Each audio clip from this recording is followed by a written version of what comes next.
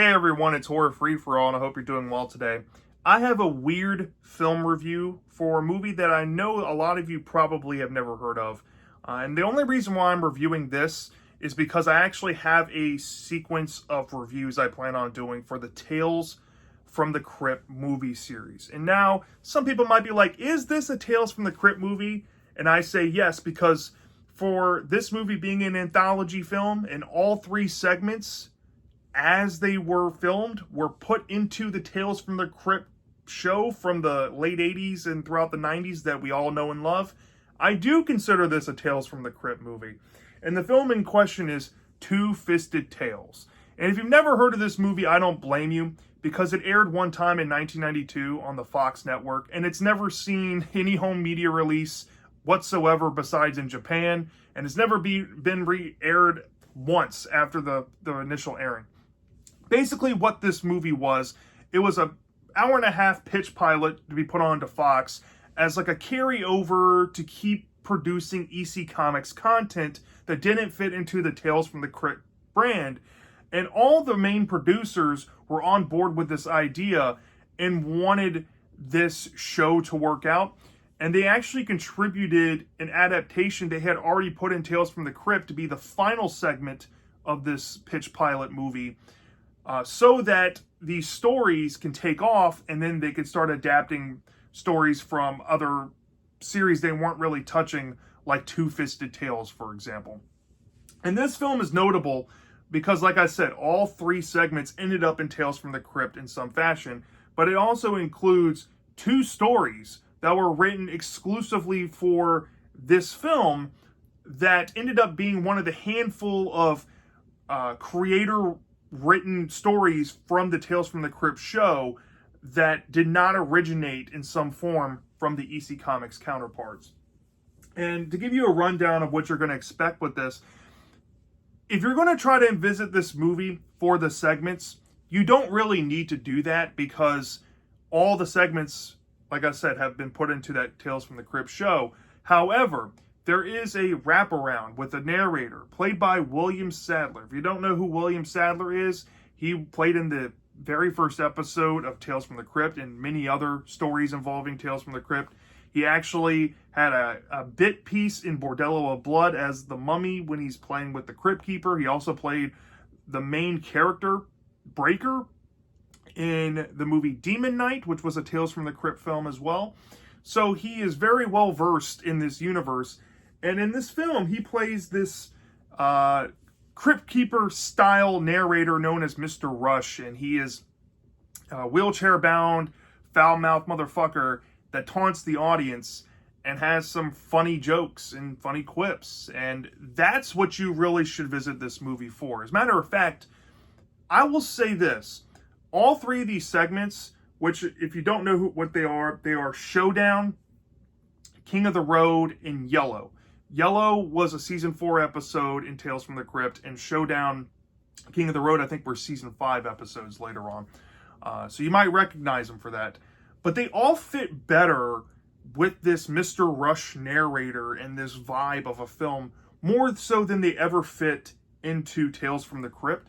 But like I said, the fact that they were put into the show makes this, in my opinion, I guess the production company's first foray into making a Tales from the Crypt movie. This, came before Demon Knight and Bordello of Blood, obviously.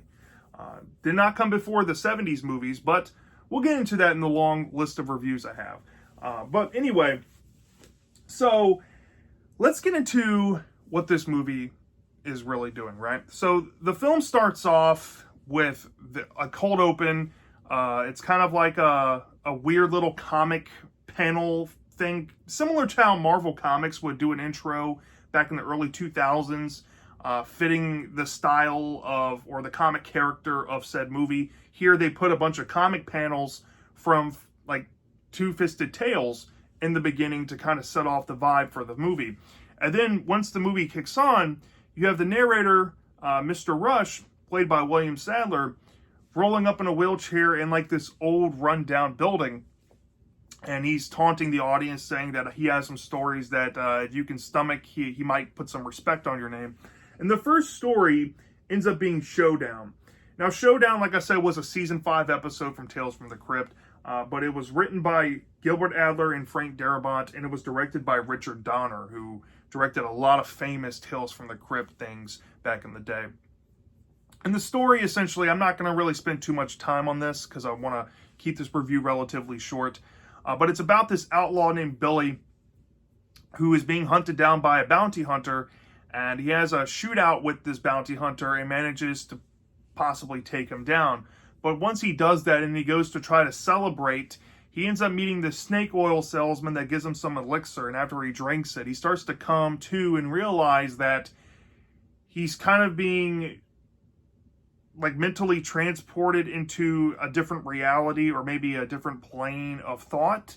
And there's a bunch of recontextualizations about the events of the shootout that we saw, and there might be people from his past that he may have killed coming in to kind of haunt him while he's going through this experience. And then it's like a weird psychotic trip metaphor for dying and the hallucinations when you die, and I think that's what it was going for. And then you get the ending where you realize what actually happened to Billy, and after the event that he shot that bounty hunter early on in the story.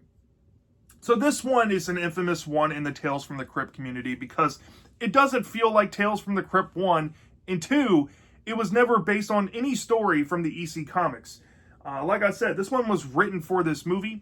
And to be honest, in this context, for like a Western, semi-horror, crime, thriller type of story, for this film and what it was trying to be, I can appreciate this. I thought this one was quite cool, kind of decent, but not quite good, because I think the narrative of the story kind of gets all over the place, but still, I really enjoyed this one for what it was. I thought the set pieces were nice. I thought the acting was really good. Can't complain here. The one person I do recognize here, Tom McMurdo, who I think is like the bounty hunter, is played by David Morse, and I recognize him for quite a few things that he's been in. So that was a treat to see. But this one, like I said, I'll probably give this one maybe like a 3 out of 5 stars. So the second segment, this one is an infamous one. A lot of people hate this episode from Tales from the Crypt, and it made its first appearance here. This one was written for this movie by Randall Johnson, and it was directed by Tom Holland, who directed the 1985 vampire classic Fright Night. I thought the directing on this episode was pretty good, but man, the writing, oh boy. And this is also the episode that stars Brad Pitt as the main character named Billy. This was a weird story, man. Very weird. And I really don't know what they were trying to do with this one. But let's run down what the story's about. So, the story is about this cop who might have a jaded past in street racing, and he might have been like a recuperated thug. But he has this run-in with this guy named Billy. And Billy is very obsessed with this man because he has such a street legend credit to his name that he wants to kind of bring it out of him. And he spends this whole story taunting this police officer, trying to get through to him. He puts a spider in his mailbox in an envelope, trying to pressure him into street racing him so he can get the street credit that he thinks he deserves. And the cop's not having any of it. So Billy starts to take a liking to the cop's daughter, who may or may not work at like a sock hop, or I don't know what you call them, but it's kind of like an old school drive-in gas station that has like fast food there or something. He like stalks her and tries to get through to her and mess around with her. And he starts to break into her life, and thus putting him in the domicile of this man. And there's an altercation, and then Billy decides to get violent and puts the man into an ultimatum to now they finally have to race, and there's some cars involved. And I really don't get why they had to race classic cars. I think what the story might have been hinting is the fact that maybe this Billy guy might be a dead soul trying to re-race this guy, but I don't really think that came across at all in the story. Please correct me down in the comment section if I'm wrong. But the climax is literally them racing, and you find out what happens to Billy, and you find out what happens to the cop and his daughter. This one was just a weird story. Like I said, there's some weird notes about this Billy's guy. You know, his obsession with this cop is very odd. So yeah, this one was all right, I guess. It was okay. I'd probably give this one maybe like a 2.5 out of 5 stars. I've seen worse, but I've also seen way better. So yeah, that's my thoughts on that one.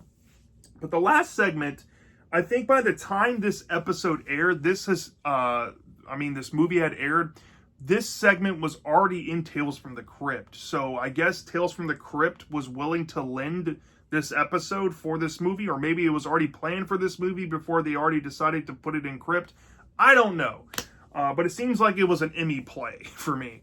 And the story is called Yellow, and this episode is actually based on the very first shock suspense story issue.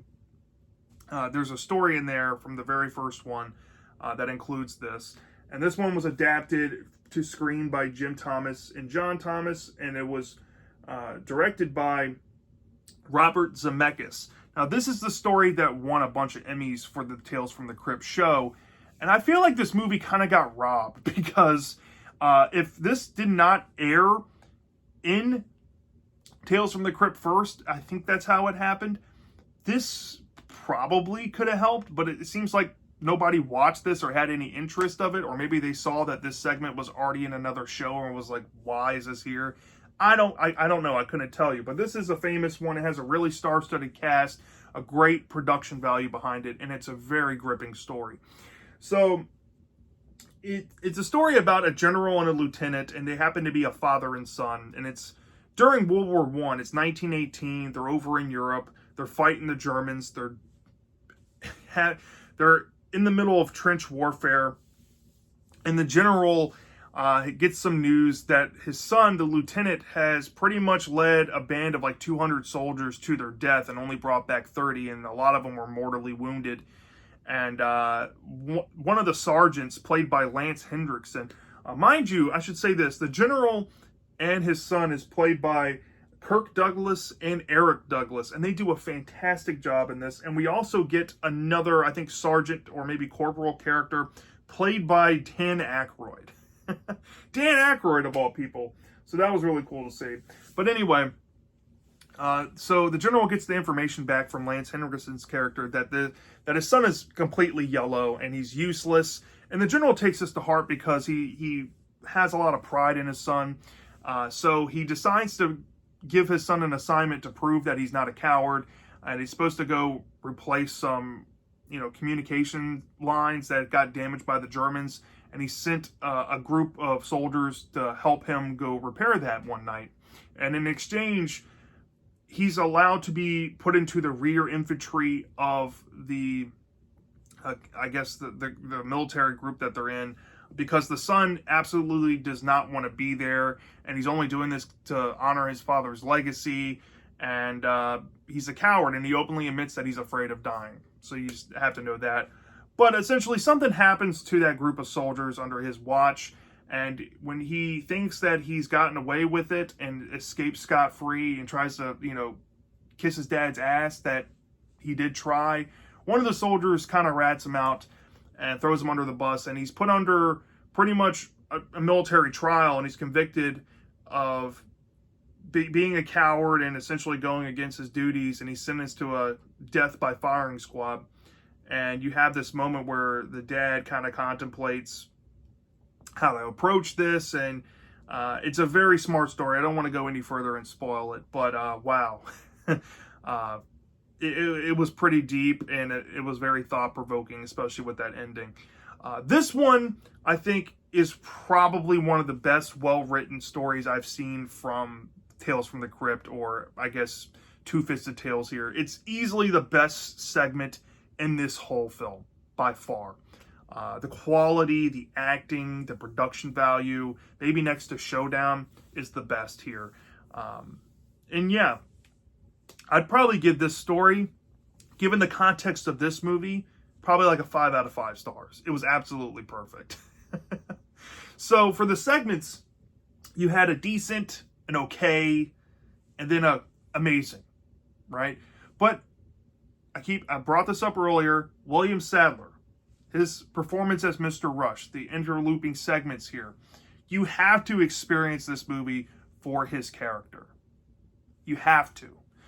You can find this movie on YouTube. If you've already seen the segments and you don't care, just fast forward through it and see his performance here. I saw on Reddit somebody said that they're working on possibly trying to improve the quality from these VHS recordings and making kind of like a proper HD bump for this movie, because nobody has seen the light of day for an English release of this film. And I definitely recommend that you check this out just for that. But I keep saying that over and over again, but please go do that. Now, the finished package here, right? This is an anthology movie, right? But it's not a horror anthology. This is more of like a war thriller type of anthology than a horror one, I would say. But it does have some horror elements in it, especially when you start to break down the stories. You have, like, in the first segment, Showdown, you have this weird paradoxal thing that's kind of scary, and you get some graphic bloodshed, like a cool action movie or an action horror.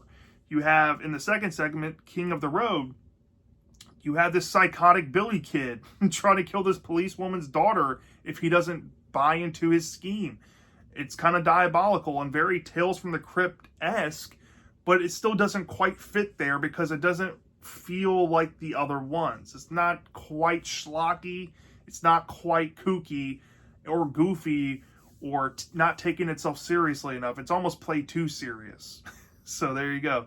And then Yellow, easily not a Tales from the Crypt segment. This is definitely a war story, and it's more of a tragedy, I would say. It's telling a much deeper tale than the average story that you get from Tales from the Crypt. And I'm not trying to undersell Tales from the Crypt, because you can have some really deep stories tucked in there, or some really shocking ones with deep thematic messages with some slight schlock, which is why everybody loves that show. But anyway, with the William Sadler segments kind of tying this together and fitting the theme that this movie was going for, I'd easily give this film probably like a 3.75 out of 5 stars. And I think this is a flat good movie as a whole package here. I wish this was on physical media. If somebody makes a bootleg of this and puts it online, I'll buy this just because I love Tales from the Crypt that much. But I implore you to go check this movie out at least one time. At least one time in its whole entirety. Like, if you've already seen the segments, just watch them again with this new lens, and you might appreciate them more than you would in a Tales from the Crypt setting. Now, I will say, you don't get the Crypt Keeper stinger opens and the closings with these episodes, but I think this definitely fits better than what Crypt was doing with these stories. So, yeah, that's my thoughts on Two-Fisted Tales, the movie. Let me know down in the comment section if you've seen this film before. Do you love this? Do you hate this? Do you consider this a Tales from the Crypt movie? I'm dying to know, and I'll see you next time.